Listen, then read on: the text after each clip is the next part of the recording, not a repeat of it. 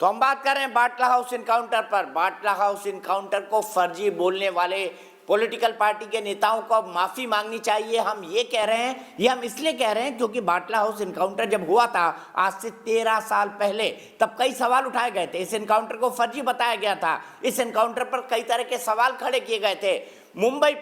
Delhi police के जिस जांबाज महेश मोहन चंद्र शर्मा की शहीदी हुई थी, उनकी शहीदों के भी सवालों के घेरे में खड़ा किया गया था। इसी पर बात करने के लिए हमारे साथ कई सारे खास मेहमान हैं। गुरु प्रकाश जी, भारतीय जनता पार्टी के राष्ट्रीय प्रवक्ता, वेद भूषण साहब, पूर्व एसीपी दिल्ली पुलिस, संगीत रागी जी, राजनीतिक विश्लेषक, राधिका खेड़ा जी, प्रवक्ता कांग्रेस पार्टी, और एहतेशाम हाशमी, राजनीतिक विश्लेषक और सुप्रीम कोर्ट के एडवोकेट। लेकिन सबसे पहले मैं अजय सिंह के पास चलता हूं। अजय सिंह मुंबई से मेरे साथ जुड़े हुए हैं। अजय जी, क्या आपको लगता है कि इन पॉलिटिकल पार्टीज को माफी मांगनी चाहिए?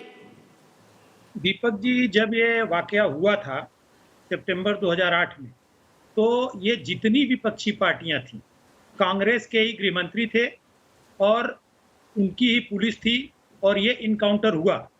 देश के सबसे बड़े दुर्दांत आतंकवादियों का जो गैंग है इंडियन मुजाहिदीन, उसमें से ये लोग थे और इनके ऊपर इनकाउंटर हुआ। लेकिन ये इनकाउंटर होने के बाद उस समय की कांग्रेस अध्यक्षा, जो वर्तमान में भी कांग्रेस अध्यक्षा है, सोनिया गांधी जी, वहां पे जाके आंसू बहाई। ममता बनर्जी जी, जो आज इस तरह से लोगों के बीच में जा रही हैं और अपीजमेंट की पॉलिटिक्स कर रही हैं, इन्होंने ये पेश किया कि अगर इनके ऊपर कोई दोष साबित करती है कोर्ट, तो मैं राजनीति से संन्यास ले लूंगी। इनको दीपक जी पूरा देश मानता है।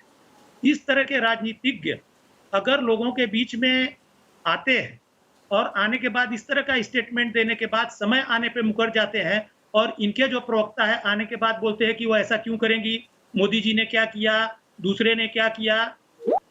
ये देश से जुड़ा हुआ मामला है। कभी मोदी जी ने देश से या भाजपा के जुड़े हुए लोगों ने देश से कभी गद्दारी या इस तरह का जो है स्टेटमेंट नहीं दिया। लेकिन ये विपक्ष के जो लोग हैं, ये बार बार हमेशा जब भी देश हित की बात होती है, ऐसे पहुंच के आंसू बहाना और लोगों को अपीजमेंट की राजनीति करने की आदत पड़ चुकी है। ठीक है अजय सिंह जी, यहीं रुकते हैं और सीधे संगीत रागी जी के पास चलता हूं। संगीत रागी जी, अपीजमेंट की राजनीति है या फिर वोट बैंक की पॉलिटिक्स? देखिए, ममता जी ने इसलिए ऐसा कहा कि उनको 30% बंगाल के मुसलमानों का वोट चाहिए था। वो उनको पता है कि यदि हम बंगाल के मुसलमानों के साथ यदि हम उनके खिलाफ हम सत्य बोल देंगे, कह देंगे कि बांग्लादेशी मुसलमान यहाँ से बाहर जाएं, या मुसलमानों का हम अपीजमेंट नहीं करेंगे और 30% वोट में वो कटौती हो जाएगी, तो निश्चित तौर पर ममता बनर्जी की राजनीतिक ज़मीन बंगाल से उखड़ जाएगी। कांग्रेस को उत्तर प्रदेश का चुनाव लड़ना था, तो स्वाभाविक है कि उत्तर प्रदेश के ही अधिकांश आतंकवादी उसमें थे। कांग्रेस ने देखा कि जो खोई हुई ज़मीन है, जो कांग्रेस का जो एक वोट बैंक हुआ करता था मुसलमानों का, वो छिटक गया है। कांग्रेस उस प्रतियोगिता में शामिल है ताकि किसी भी तरीके से कांग्रेस में वो वोट बैंक दोबारा मुसलमानों का लौट आए। संभव नहीं हो पा रहा है, इसीलिए कांग्रेस इस हद तक जा रही है।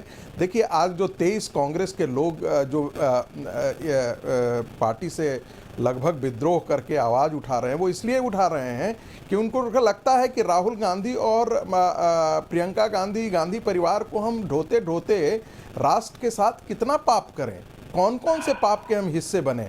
क्या राष्ट्र वोटों के लिए और गांधी परिवार को सत्ता में लाने के लिए क्या हम इंडियन मुजाहिदीन के साथ खड़े हो जाएं, पीएफआई के साथ खड़े हो जाएं, उन तत्वों के साथ खड़े हो जाएं जो इस देश को देश के राजनीतिक हितों को, देश के जो सांस्कृतिक हितों को, उन सबकी वो बलि चढ़ा देना चाहते हैं? ये बहुत महत्वपूर्ण सवाल है। ये महत्वपूर्ण सवाल है कि 70 साल के विभाजन के पश्चात भी क्या भारत की राजनीति खास करके इसी सवाल को लेकर चलते हैं राधिका खेड़ा जी के पास। राधिका खेड़ा जी, क्या लगता है कांग्रेस के कुछ नेताओं को कि वाकई अब गांधी परिवार को ढो रही है कांग्रेस?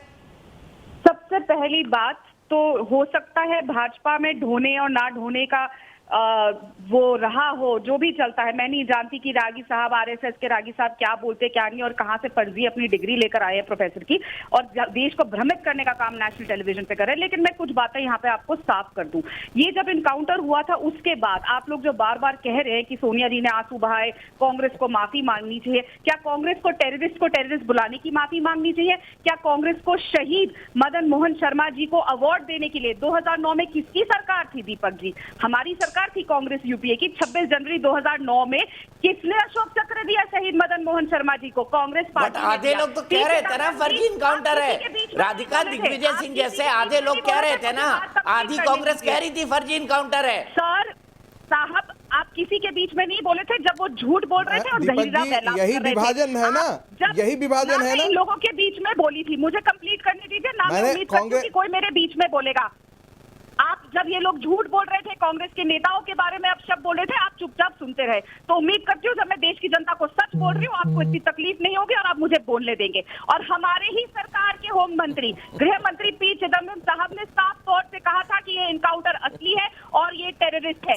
कौन सी सरकार के मंत्री थे? तो आप लोग ये बात बताइए ना, क्यों आप एक झूठा फ्रेमवर्क बनाते हैं? और सच्चाई ये है कि कांग्रेस कभी भी किसी भी टेररिस्ट के साथ नहीं दी है। वो भाजपा की सरकार थी जो होम डिलीवरी करके आई थी अफगानिस्तान में टेररिस्ट की। तो आप मत बताइए कि आप लोग कैसे टेररिस्ट से डील करते हैं। हमारी सरकार थी जब ये दो जो लोग पकड़े गए उनको लाइफ इंप्रिजनमेंट हुई, तब भी भाजपा की सरकार नहीं थी। एक आदमी भागा, वो आज उसको सजा हुई है। तो ये असलियत है। तो ये बार बार बोलना और तुष्टीकरण की राजनीति कौन करता है? मैं गुरु प्रकाश जी के बाद चलता हूँ आपकी बात का जवाब लेने के लिए। गुरु प्रकाश जी, आप लोग तो टेररिस्टों की होम डिलीवरी करके आते हैं, आरोप लगा रही है राधिका जी आप पर। मसूद अजहर के बारे में बोल रही हैं, उमर शेख के बारे में बोल रही हैं। नहीं देखिए, मैं संगीत जी आ रहा हूँ आपके पास, एक मिनट। गुरु प्रकाश जी से एक कमेंट ले लेता हूं। राधिका जी से आग्रह करूंगा, मैं राधिका जी से आग्रह करूंगा, दीपक जी मैं राधिका जी से आग्रह करूंगा, उन्होंने गलत नाम लिया है, मदन मोहन शर्मा नहीं, मोहन चंद शर्मा। तो आप प्लीज क्षमा मांगिए, आपने गलत नाम लिया है, नाम सही से लीजिए। दूसरी बात, आप लोग तुरंत जो सर्टिफिकेट बांटने की एजेंसी आपने खोल के रखी है ना, आपको मालूम भी है संगीता जी का क्वालिफिकेशन क्या है? गलत हो गया, मैं अभी के सामने ही बोल रही हूँ, सॉरी, क्योंकि ठीक है, थैंक यू, बोलते हुए मेरे से नाम गलत हो गया। थैंक यू राधिका जी, हो गया, थैंक यू, सुन लिया मैंने, सुन लिया मैंने, थैंक यू राधिका जी। और बात पे जो आप लोगों ने सर्टिफिकेट बांटने की एजेंसी खोल ली है ना, थोड़ा आत्मचिंतन करिए। संगीत रागी जी का जो क्वालिफिकेशन है आपके पास आधा क्वालिफिकेशन में नहीं होगा, तुरंत आप किसी क्वालिफिकेशन पे प्रश्न खड़ा कर देते हैं। यही आपका एरोगेंस है, यही आपका घमंड है, यही आपका अहंकार है जो आज आप लोग हैं जहां पे आप हैं। नहीं आप देखिए, बात आप बीच में मत बोलिए, आप बीच में मत बोलिए। आप राधिका जी, यही तो आपके संस्कार हैं, आपके संस्कार यही हैं, आपके संस्कार है कि आप हस्तक्षेप कर रहे हो, संस्कार है आपके, आप हस्तक्षेप कर रहे हो। आपके पास जब कोई तथ्य नहीं होता है, तर्क नहीं होता, तो बीच में हस्तक्षेप करते हो आप, बीच में हस्तक्षेप करते हो आप। कोई तर्क नहीं है राधिका आपके पास, कोई तथ्य नहीं है आपके पास, हस्तक्षेप करना बंद करो आप। दीपक जी मैंने भी तो यही कहा था, मुझे श्रीमती सोनिया गांधी जी ने देखिए, मैंने यही तो कहा था कि श्रीमती सोनिया गांधी जी ने अपने भी सरकार को नीचा दिखाया सिर्फ सत्ता के लिए। दूसरी बात, सोनिया गांधी जी ने अपना पति नहीं खोया था और न अपनी सास खोई थी, इस देश ने अपना प्रधानमंत्री खोया था, इसलिए परिवार नहीं खोया था। ध्यान रखिएगा, ये बात मैं बहुत गंभीरता से कह रहा हूं। देश ने अपना प्रधानमंत्री खोया था। राजीव गांधी मेरे भी उतने ही प्रिय प्रधानमंत्री थे।